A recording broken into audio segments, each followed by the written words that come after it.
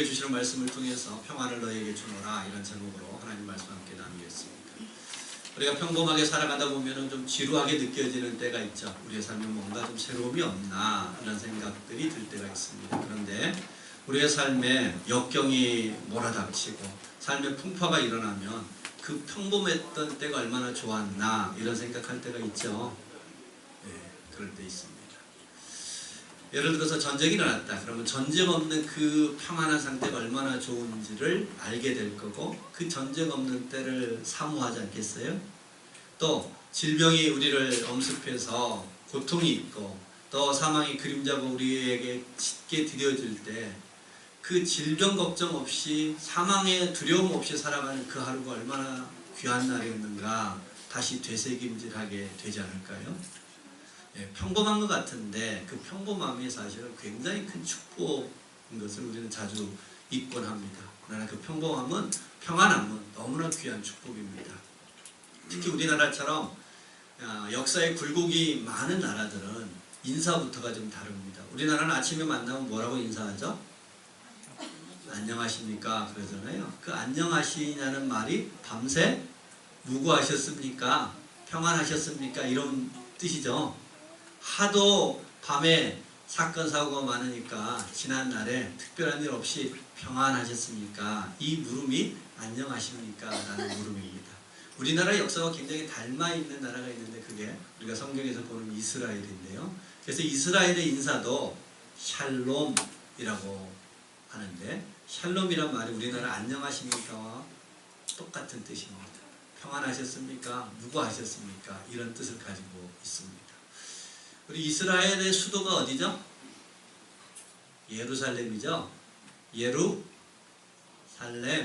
살렘이 뭔가 비슷하죠? 샬롬. 평안의 기초, 이런 뜻입니다. 수도 이름도 그들은 뭘로 지었어요? 평안에 기초하는 땅이 되면 좋겠다. 워낙 전쟁이 많고 역사의 소용돌이가 깊다 보니까 누구보다 평안에 대한 사모함이 많았던가 봐요. 그래서 우리처럼 인사도 샬롬, 수도 이름도 예루살렘 이렇게 지었던가 봅니다. 여러분, 그런데 이게 전쟁이 많고 또 굶주리던 시대만 이런 평안이 있는 게, 평안을 구하는 게 아니라 오늘도 우리는 평안을 사모하고 살아가고 있어요. 자녀를 키우는 부모들 마음에 늘 불안이 있습니다. 우리 애가 잘 클까? 우리 애가 공부를 잘할까? 늘 불안함이 있어요. 불안이 있다는 것은 평안을 사모하는 거죠.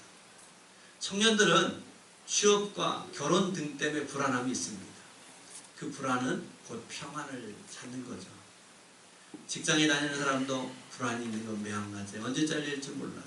나이 드신 분들도 늘 불안과 염려가 있습니다. 그래서 평안을 사모합니다. 우리 모두는 어찌 보면 평안을 필요로 하고 있고요.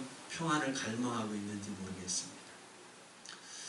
제가 2015년 2월 6일 제가 설교 준비하면서 날짜 메모를 찾아봤더니 15년 2월 6일 날 제가 특별한 기도 제목이 있어서 새벽에 하나님 앞에 간절히 기도했습니다. 근데 기도하는 내내 제 마음 한편에 불안과 근심이 엄습했다가 순간은 다시 또 평안한 마음이 찾아왔다가 이 평안과 두려움이 끊임없이 널뛰기를 했던 날입니다. 왜냐하면은 그 당시 학교에 있었을 때였는데 저희 어머니가 3일 전 수요일에 응급실에 입원을 하셨어요. 입원을 하셨는데 그 입원하셔서 이런저런 이제 검사를 받고 사진을 찍고 그랬는데 의사 결과가, 전에 이제 다녔던 병원이었는데 그 병원에서 어머니 전에 사진에 없던 폐에 혹이 발견됐습니다. 폐에 큰 혹이 발견돼서 이 조직검사를 하든 큰 병원에 가든지 간에 해야 될 것 같습니다. 요 얘기를 들은 거예요. 그리고 이제 서울대 암센터에다가 저희 어머니 그 폐 사진을 보내서 이제 판독을 좀 의뢰해 놓았습니다. 그래서 아내가 그날 아침에 일찍 가서 그 판독 결과를 들으려고 병원에 가기로 했던 날이에요. 그러니까 제 마음 한편에 하나님께서 15년 전에, 그로부터 15년 전에 저희 어머니가 폐암 말기 3개월밖에 못 사신다는 선고를 받고 이제 하나님께서 고쳐주시기 시작했는데 배 밖으로 안으로 다 암이 번져 있었어요. 암덩어리가 크게 번져 있었는데 하나님께서 2달 동안에 조금씩 고치기 시작해서 이제는 다 암덩어리가 사라지고 흔적만 남아있는 그런 폐이셨는데 그곳에 다시 혹이 생겼다는 겁니다. 그래서 이제 제 마음 안에 하나님이 고쳐주셨는데 그 하나님의 고침이 이렇게 불완전한 고침이었을까에 대한 염려부터 시작해서 의사의 말, 전에 없던 혹이 생겼습니다라는 소리가 제 마음을 지배하면 두렵고 불안하고요. 하나님께서 15년 전에 고칠 때 저에게 주셨던 말씀, 내 어머니 괜찮다, 평안해라 주셨던 그 말씀이 지배하며 다시 마음이 평안을 찾았다가 요 2가지가 끊임없이 기도하는 내내 널뛰기를 하는 거였어요. 한 1시간 반쯤 기도했을까요? 그러자 이 의사의 말은 사라지고 하나님이 나에게 주었던 말씀, 너의 어머니 괜찮다, 평안하라 라는 그 말씀이 제 마음을 가득히 차지하게 되니까 평안함을 회복하게 되더라고요. 그 널뛰기를 멈추고 하나님이 지켜주신다, 하나님이 고치셨는데 라는 그 확신이 제 마음을 이렇게 지배하게 됐어요. 그 평안함을 가지고 내려와 제 방에 있었는데 한 30분쯤 지나니까 아내한테 전화가 왔어요. 전화가 왔는데 전에 그 어머니 검사했던 사진하고 2개 이렇게 겹쳐보니까 전에 있었던 그 자리인데 오히려 그때 의사의 말과 다르게 오히려 전에보다 흔적이 줄어들었습니다. 이런 결과를 제 아내가 전화로 알려줬어요. 제가 그날 그 이야기를 듣고 참 많은 생각을 했어요. 하나는 제가 어머니의 그 의사로부터 그 이야기를 듣고 불안해할 때나 또 그 이전에나 그리고 다시 서울대병원의 최종 결론을 듣고 마음의 평안함을 얻었을 때나 저희 어머니의 폐는 한치의 변화가 없었죠. 그 모습 그대로였는데 제가 무슨 소리에 이끌리냐에 따라서 한없이 불안했다가 하나님의 말씀에 이끌리며 평안했다가 다시 의사의 말에 지배를 당하며 불안했다가에 대한 널뛰기를 했구나. 내 불안함이 얼마나 불완전함이었나, 근거 없는 불안이었나 라는 생각. 내가 너무 엉뚱한 불안, 손해보는 불안에 떨었구나. 또 한편으로 그래도 이 결과로 다시 우리 어머니의 폐가 건강하다는 걸 확인했으니까 되지 않았을까. 더 나아가서는 제 삶을 이렇게 쭉 돌아보면서 그 계기로 그날 아침에 내가 지나온 그 삶들 속에 하나님이 매 순간 함께 하셨었구나. 하나님의 말씀이 그 내 삶에 알알이 박혀 있구나. 그러면서 하나님 어때? 그러면 됐습니다. 자족에 대한 감사의 마음이 제 안에 들어왔어요. 하나님이 나와 함께 했고 하나님의 말씀이 내 삶에 알알이 박혀 있다면 그러면 된 거 아닐까? 대단한 거 이룬 것도 없고 남겨줄 것도 없지만 하나님의 말씀에 붙들려온 인생이라며 됐다. 이런 마음이 들었어요. 그러면서 그날 아침에 생각났던 말씀이 오늘 이 말씀이었습니다. 내가 너희에게 평안을 주노라. 하나님께서 우리에게는 평안을 주기를 원하신다는 겁니다. 내가 하나님의 소리에 잘 이끌어오며 평안했을 텐데 하나님의 말씀에 쭉 이끌리지 못하고 끊임없이 중간에 소용돌이치는 소리들이 내 안에 있어서 내가 불안했다가 평안했다가 널뛰기의 삶을 살았구나. 그러면서 오늘 말씀 속에 잘 들여다보면 2가지의 평안이 있다는 것을 발견하게 됩니다. 오늘 말씀을 보면 세상이 주는 평안이 있고요. 주님이 주는 평안이 있다. 2개의 평안을 얘기하십니다. 결국 우리는 다 불안함과 두려움과 염려가 있기 때문에 평안함을 갈망을 합니다. 평안을 필요로 합니다. 저뿐만 아니라 여러분도 평안이 필요하시죠? 네. 그런데 어떤 평안을 구하고 있느냐 하는 겁니다. 그래서 오늘 주님이 주시는 말씀을 통해서 2가지의 평안, 세상이 주는 평안과 우리 주님이 주시는, 예수님이 주시는 그 평안의 차이를 하나하나 살펴보면서 우리가 가짜 평화가 아니라 평안이 아니라 진짜 평안, 참 평안을 누리는 우리 모두가 되기를 주님의 이름으로 축복합니다. 자, 오늘 말씀에서 우리에게 주시는 먼저는 세상이 주는 평안에 대해서 한번 살펴보았으면 합니다. 20절 말씀 다시 한번 읽어봅니다. 27절 말씀입니다. 평안을 너희에게 끼치노니 곧 나의 평안을 너희에게 주노라. 내가 너희에게 주는 것은 세상이 주는 것과 같지 아니하니라. 너희는 마음에 근심하지도 말고 두려워하지도 말라. 내가 너에게 주는 것은 세상이 주는 것과 같지 않다는 말씀은 세상이 주는 것도 있다는 것이죠. 세상이 주는 것도 있다는 겁니다. 여러분, 모든 평안은 두려움과 근심의 반대죠. 두려움과 근심을 이겨내는 상태가 평안이라고 생각을 합니다. 그래서 세상도 나름대로 두려움과 근심을 이겨내서 평안의 자리로 가려고 합니다. 세상이 주는 평안이겠죠. 또 주님이 주시는 평안이 따로 있더라, 이런 얘기입니다. 두 개의 평안이 존재합니다. 자, 평안에 대한 얘기를 하기 전에 그 평안의 반대가 두려움과 근심이라고 얘기하는데, 여러분, 우리 안에 두려움은 다 필요 없는 걸까요? 우리 안에 두려움이란 감정은 불필요한 존재일까요? 아니죠. 두려움도 필요합니다.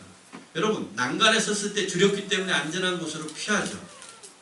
시험을 앞에 두고 있는 학생은 시험에서 낙방할까봐, 또 이전보다 점수가 떨어질까봐 두려운 마음이 있기 때문에 열심히 공부하죠. 또 우리 직장에서 어떤 사람들은 종종 그 간이 배 밖으로 나온 사람이 있잖아요. 두려움을 상실해서 상사한테 마구 덤비는 사람 있잖아요. 여러분, 그렇게 마구 덤비면 잘리죠. 그 잘릴 것에 대한 두려움이 있기 때문에 때로는 권위에 복종도 하고 질서를 따라 살아가는 일이 가능하게 됩니다. 두려움이라는 감정은 꼭 필요한 감정이죠. 근데 오늘 주님께서 그 평안을 주시겠다라고 말씀하시면서 두려움과 근심을 극복하는 그 두려움은 근거 없는 두려움, 가짜 두려움입니다. 우리에게 건강한 두려움은 필요한데요, 우리의 삶을 불안케 하고 염려케 하는 것들은 가짜 두려움이다, 이런 얘기입니다. 어떤 것들이 가짜 두려움입니까? 예를 들면 우리가 지금 부모 학교를 오늘부터 하려고 합니다. 부모들이 자녀를 키우면서 근거 없는 가짜 두려움에 빠지기 쉽습니다. 내 아이가 공부를 못하면 꼭 그 인생이 실패할 것 같은 두려움이 있죠. 여러분, 공부 못하면 다 실패자일까요? 우리 다 공부 못하고도 잘 살아요? 못 살아요? 잘 사시고 있잖아요. 공부 못해도 잘 살아요. 그런데 공부 못하면 아들의 인생이, 자녀의 인생이 실패자가 되는 것처럼 불안해요. 가짜 두려움이에요. 그래서 지나치 경쟁에 내몰죠. 학원을 보내요. 어렸을 때부터 가방도 못 이긴 아이들 가방에서 학교, 유치원, 또 어린이집, 학원 보냅니다. 그 경쟁에 시달리다 보니까 자기가 어떤 재능이 있는지도 찾을 겨를이 없습니다. 자기는 뭘 하고 싶은지도 몰라요. 함께 살아가야 될 친구들을 전부 경쟁 상대로 보기 때문에 바른 관계를 갖고 갈 여력이 없어요. 불안 때문에, 근거 없는 두려움 때문에 오히려 자녀들의 인생을 더욱더 어려움의 자리에 내몰죠. 요즘 우리나라 청년들은 정말 두려움의 대상들이 아닐까 싶은데요. 여기저기서 들려오는 이야기가 취업이 어렵다. 집값은 하늘 높은 줄 모르고 올라간다. 그래서 결혼하기가 어렵고, 결혼해도 애를 키울 양육비가 너무 많이 들어서 애를 낳을 생각을 포기합니다. 그래서 요즘 청년들을 결혼도 포기하고 자녀 양육도 출산도 포기하는 포기 시대라고 얘기하잖아요. 여러분, 돈이 없으면 불편하죠? 그런데 돈이 없다고 불행할까요? 대답해 보세요. 불편한 건 맞죠? 근데 돈 없어도요, 결혼해서 잘 살 수 있고요, 돈 없어도 애 잘 키울 수 있습니다. 사는 방식은 굉장히 다양해서요, 어떤 삶에도 행복은 다 깃들어 있습니다.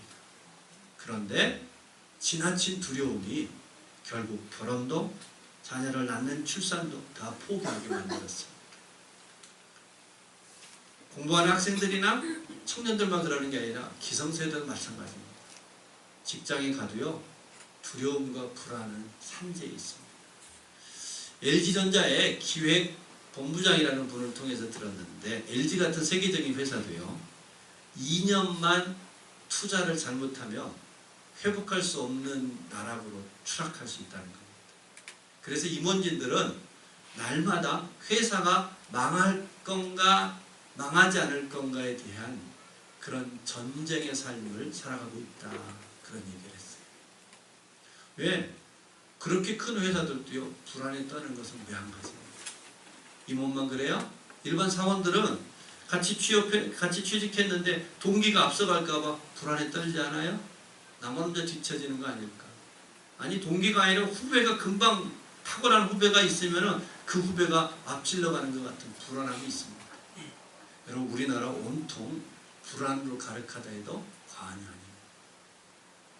자, 그런데 왜 이게 가짜 평안이냐, 왜 근거 없는 두려움이냐 라고 말할 수 있는 이유는 이 두려움의 문제가 해결된다고 해서 평안이 오지 않기 때문에 그래요. 여러분, 우리 아이가 전교 1등하면 평안할까요? 더 불안할까요? 안 해봐서 몰라요. 예. 여러분, 제일 평안한 애는요 전교 꼴등이에요. 걔는 오직 희망만 있잖아요. 더 떨어질 길이 없어요. 제일 평안해요. 오히려 전교 1등은 1등 하는 순간부터 불안한 거예요. 전교생이 다 흔들잖아요, 걔를. 전교 1등이 제일 불안하다. 우리가 요 문제가 해결되면은 이 근심과 두려움을 넘어서면 평안할 것 같은데 아니요. 더 큰 불안이 있는 거예요. 여러분, 전교 1등에서 대학을 갔다고 쳐요. 전에는 불안한 가운데라도 좋은 성적 받았지만 대학 가면 전국에서 자기하고 똑같은 애들이 다 모이잖아요. 그러니까 대학 가서 보면은 잠깐만 한눈 파면 추락합니다. 불안함의 연속이에요. 그래서 우리나라의 열등감에 가장 시달리는 대학교가 어떤 대학교인지 아세요? 서울대. 서울대 47%가 열등감에 시달린다는 통계가 있어요. 아니, 제일 공부 잘하는 분들이 열등감에 시달린다. 결코 자신들의 두려움과 근심의 문제가 해결돼서 서울대 갔다고 해서 평안하지 않는다는 얘기예요. 그럼 취업해보면 청년들이 취업할 때까지 얼마나 근심 걱정이 많아요. 근데 취업하면 평안할까요? 아니요. 취업해보면 더 큰 불안이 있습니다. 전에 학교 다닐 때는 실력만 잘 쌓으면, 공부 잘하면 인정받았는데 회사 가서는 열심히 일해갖고 안 된다는 것을 금방 알 수 있어요. 왜냐하면 회사는 실력과 더불어 줄을 잘 서야 돼요. 어떤 동아줄을 붙들어야 하냐에 따라서 전혀 다르죠. 직장에 가보면 지금도 진골과 선골이 있다는 거 금방 알게 됩니다. 사장 친척들은 우리가 가는 길하고 다른 길 가잖아요. 다른 길을 가요. 네. 그래서 취업을 해서 이제 안정적 월급을 받으면 이제 좀 형편이 나아질 수 있을까요? 그러지 않아요. 100만 원 받는 사람은 버스 타고 다니고 라면 사 먹기에 부족합니다. 500만 원 받으면 좀 나아질까요? 500만 원 받으면 그 씀씀이가 달라져요. 아파트에서 살고 자가용 굴려야 되니까 그도 부족한 것은 왜 한 가지입니다. 그러니까 취업한다고 해서 그 불안이 사라지고 평안이 시작되는 게 아니라 더 큰 경쟁에 휘말리게 됩니다. 내가 안정적이라고 생각하는 순간 우리는 여전히 부족함의 삶 속에서 불안을 이어갈 수밖에 없더라, 이런 얘기입니다. 결국은 두려움, 근심은 문제가 해결된다고 해서 평안으로 들어가는 게 아니더라는 얘기입니다. 주님이 주시려고 했던 평안은 세상의 평안과 같지 않은데, 세상의 평안은 두려움과 근심을 이겨도 여전히 그 불안이 계속된다. 아니, 더 큰 불안이 계속되더라. 신기루와 같아서 잡은 듯하면 더 멀어지는 그 평안이 세상이 우리에게 주는 평안이다. 그래서 주님은 세상에 대한 평안을 통해서 우리에게 이런 말씀하십니다. 근심과 두려움이 해결되면 평안이 찾아오는 것이 아니라는 것. 오히려 반대로 평안을 회복하면 근심과 두려움을 이길 수 있다는 것입니다. 다시 한번요. 근심과 두려움이 해결되면 평안이 오는 게 아니라 더 큰 근심을 맞닥뜨리게 되는데, 오히려 우리 안에 평안을 회복하면 앞에 있는 근심과 두려움을 이길 수 있게 되더라. 할렐루야. 우리 주님께서 주시려고 하는 평안은 바로 근심과 두려움이 사라지는 평안이 아니라 우리 안에서부터 일어나는 평안이에요. 겉에 있는 두려움과 근심의 문제를 해결함으로 겉으로부터 주어지는 평안이 아니라 우리 안에서부터 회복되는 평안을 가지고 두려움과 근심을 이기며 살게 하여 주신다는 겁니다. 그러기에 우리는 세상이 말하는 평안, 두려움과 근심의 문제가 해결되는 평안이 아니라 주님이 주고자 하는 안으로부터 회복되는 그 평안이 뭔지를 알아야 되지 않을까요? 주님이 주시려고 하는 그 평안을 우리가 알고 저와 여러분이 그 평안을 누릴 수 있기를 주의 이름으로 축복합니다. 자, 그러면 이제 세상이 주는 평안은 신기루와 같아서 두려움과 근심을 이겨내도 또 다른 근심이 우리 앞에 맞닥뜨리게 되는 근심이라면, 평안이라면 주님이 주시는 평안은 뭘까 생각해 보려고 합니다. 자, 오늘 우리가 읽었던 본문의 26절, 27절을 다시 한번 천천히 읽어봅시다. 그 의미를 생각하면서 다시 한번 읽어보려고 합니다. 26절과 27절입니다. 같이 읽습니다. 보혜사 곧 아버지께서 내 이름으로 보내실 성령 그가 너희에게 모든 것을 가르치고 내가 너희에게 말한 모든 것을 생각나게 하리라. 평안을 너희에게 끼치노니 곧 나의 평안을 너희에게 주노라. 내가 너희에게 주는 것은 세상이 주는 것과 같지 아니하니라. 너희는 마음에 근심하지도 말고 두려워하지도 말라. 자, 주님께서 주시는 평안에 대해서 26절에 뭐라고 얘기하냐면은 보혜사고 성령께서 너에게 임하실 터인데 그가 너에게 임하시면 하나님의 말씀을 생각나게 하고 말씀을 깨닫게 하고 말씀을 생각나게 하시겠다. 하나님이 우리에게 주시려고 하는 평안은 성령이 우리 안에 들어오셔서 하나님의 말씀을 깨닫게 하고 그 말씀을 생각나게 할 때에 우리 안에 평안을 회복하게 하는 그 평안이라는 거예요. 우리 예수님이 주시려고 하는 평안은 두려움의 문제가 사라지고 근심의 상황이 거두어지는 평안이 아니라 안에 성령이 오셔서 하나님의 말씀을 깨닫게 함으로 얻게 하는 평안, 우리의 마음을 말씀으로 붙들어주는 평안이다, 이런 얘기입니다.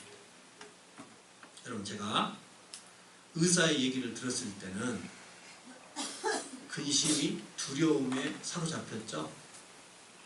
이전에 없던 혹이 생겼습니다. 그 한마디가 저를 불안에 떨게 만들었어요. 근데 감히 기도하다 보니까 아니, 하나님이 괜찮다고 고쳐주셨는데 하나님이 그때만 고치셨나?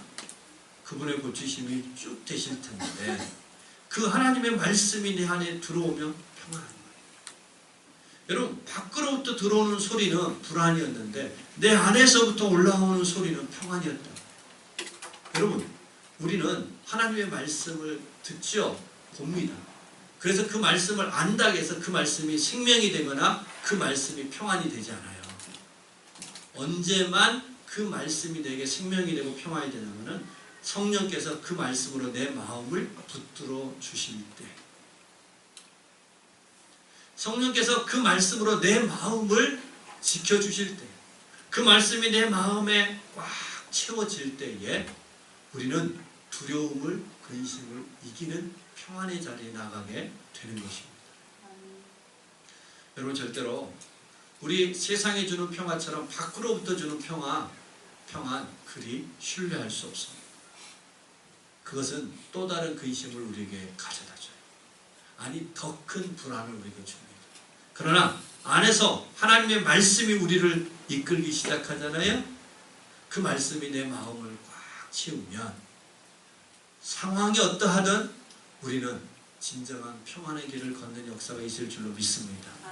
그러기에 진짜 평안은 성령 충만한 사람들에게 주어지는 거예요.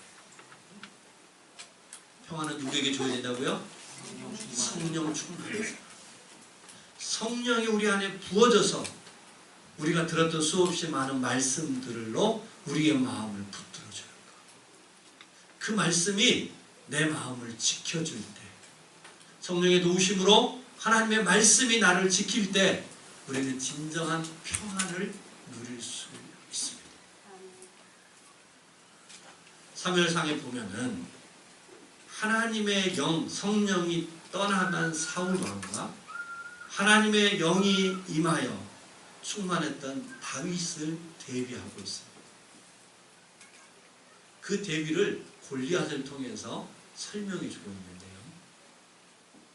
하나님의 영이 떠났던 사울왕은 왕이었어요. 모든 권력을 다 가지고 있어요. 그런데 적군에 의해서 두려웠던, 반면에 하나님의 영이 충만하게 임했던 다윗은 적군을 향하여 혼자 탐지를 합니다. 무엇이 그것을 다르게 만들었나? 우리 말씀 한번 찾아봤으면 합니다. 우리 사무엘상 17장 말씀을 같이 합니다. 신약 구약성경 436페이지를 한번 보겠습니다. 436페이지 사무엘상 17장을 같이 한번 봅니다. 구약성경입니다. 앞쪽에 436페이지 사무엘상 10절에서 11절을 같이 한번 읽어보겠습니다. 사무엘상 17장 10절에서 11절 같이 한번 읽습니다. 그 블레셋 사람이 또 이르되 내가 오늘 이스라엘의 군대를 모욕하였으니 사람을 보내어 나와 더불어 싸우게 하라 한지라. 사울과 온 이스라엘이 블레셋 사람의 이 말을 듣고 놀라 크게 두려워하니라. 자, 사울 왕과 이스라엘 사람들은 무엇 때문에 두려워했나요? 무엇을 듣고? 이 말, 곧 골리앗의 말을 듣고. 골리앗이 와서 하나님을 조롱하고 하나님의 백성들을 조롱하는 그 말을 듣고 두려웠다는 거예요. 한 절 더 볼까요? 24절도 한번 보겠습니다. 24절 말씀입니다. 같이 한번 읽습니다.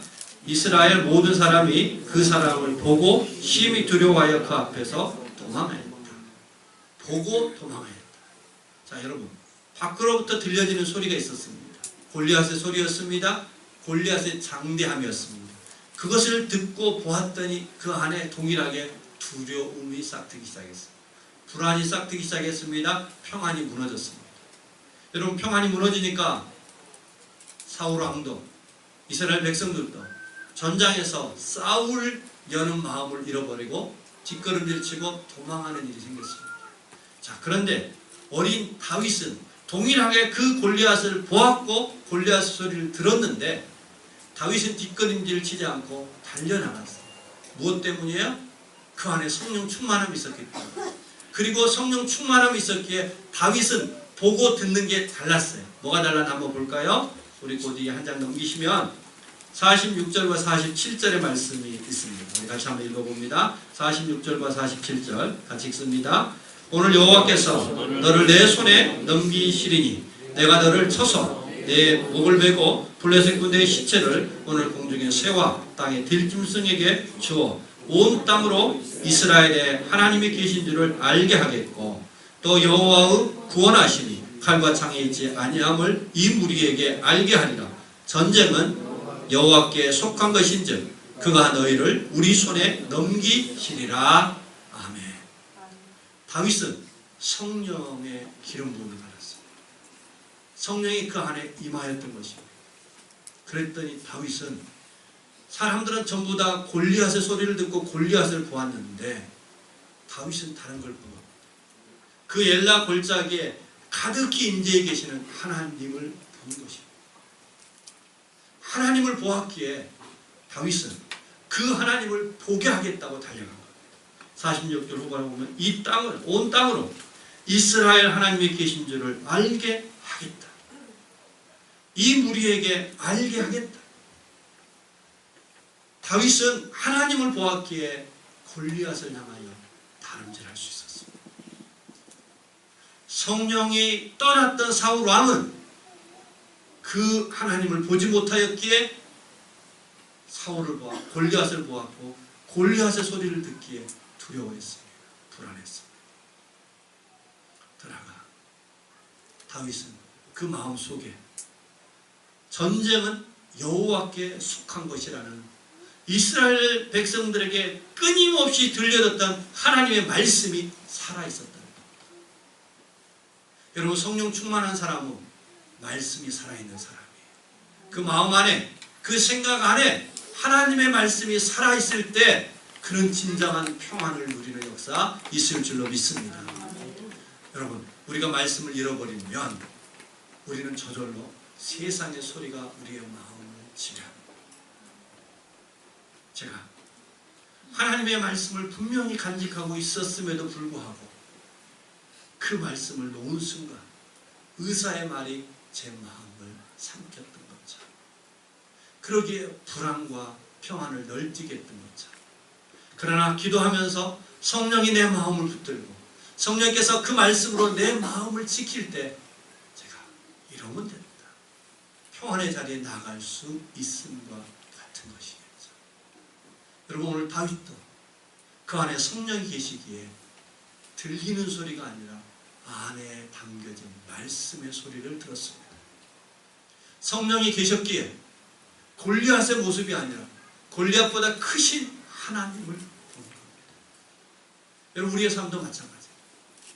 아니, 정반대도 마찬가지예요.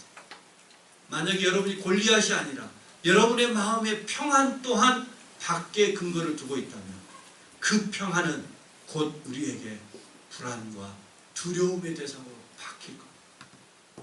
여러분, 우리를 진정으로 평안케 하는 일은 다른 데 있지 않고 성령이 우리 안에 들어오시며 우리 주님께서 말씀하신 것처럼 내가 주는 평안은 세상의 평안과 같지 않다. 세상이 주는 평안은 두려움과 근심의 문제가 해결되는 가짜 평안이요 근거 없는 평안일 수 있으나 우리 주님이 우리에게 주시려고 하시는 평안은 그 모든 것을 붙들고 계신 천하보다 크신 하나님을 바라보는 평안이요 그분의 말씀이 우리의 마음을 붙들게 하는 평안이기에 주님이 주시는 평안만이 영원한 평안이요 주님이 주시는 평안이 있는 사람은 두려움과 근심을 이기는 역사가 있을 줄로 믿으시기 바랍니다. 우리 안에 진정한 평안의 근거는 그 말씀이 우리를 붙들 때 우리는 그 평안을 누리게 되는 것입니다. 여러분, 오늘 주님이 잠시 후에 가실 길이 십자가의 길. 여러분, 무엇보다 두렵고 무엇보다 근심의 길이라고 할 수 있지 않을까요?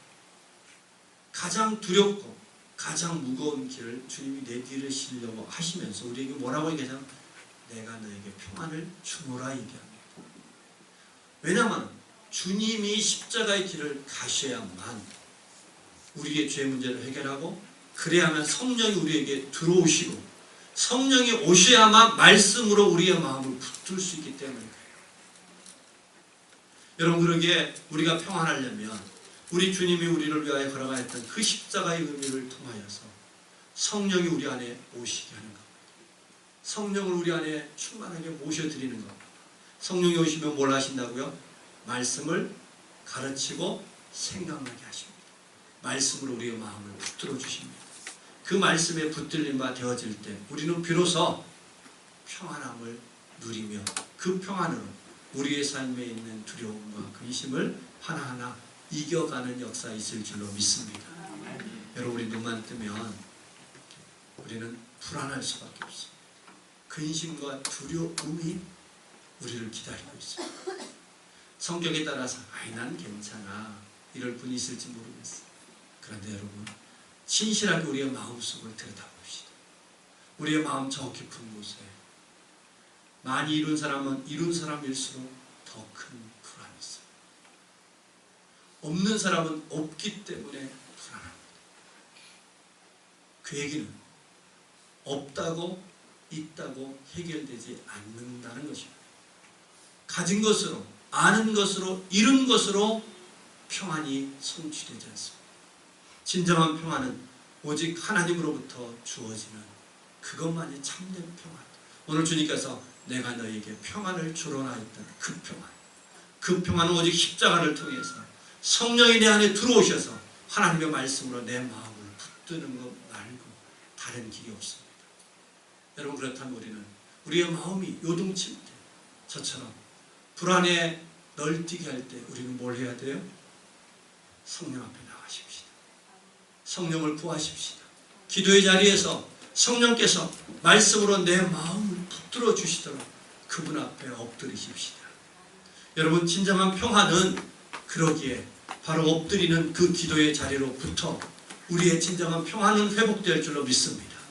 분주하게 뛰어다니며 근심을, 문제를, 두려움을 해결했다고 해서 우리의 영혼에 평안이 오는 것이 아니라 바로 기도의 자리로부터 성령이 내 안에 말씀으로 붙드시는 그 자리로부터 진정한 평안이 회복되어지는 것을 기억하고, 여러분, 우리의 마음에 두려움과 근심이 사로잡힐 때 누구보다 먼저 주의 손을 잡고 주님 앞에 나와 주님을 부르며 성령이 말씀으로 우리의 마음을 꼭 붙들어 주실 수 있도록, 성령께서 그 말씀으로 내 생각과 내 마음을 지켜주실 수 있도록 그 안에서만 진정한 평안이 있음을 알고 주님 앞에 나와 성령의 도움을 구하며 하나님의 말씀으로 참된 평안을 이루어갈 줄 아는 저와 여러분 되기를 소망합니다. 그 평안이 회복될 때 우리는 두려운 마음도 근심의 마음도 하나하나 다스려가며 내 안의 평안을 우리의 삶의 평안으로 바꾸어가는 복된 역사 있을 줄로 믿습니다. 여러분, 결코 우리 안의 평안을 잃어버리면 우리 밖에 평안해도 평안할 수 없습니다. 반대로 우리 안에 평안이 있으며 밖의 두려움을 평안으로 바꾸어가는 귀한 삶 살 줄로 믿습니다. 오늘 주님께서 주시는 그 평안 꼭 이루시는 그 평안을 지키시는 저와 여러분 되기를 주의 이름으로 축복합니다. 우리 같이 한번 기도하십시오.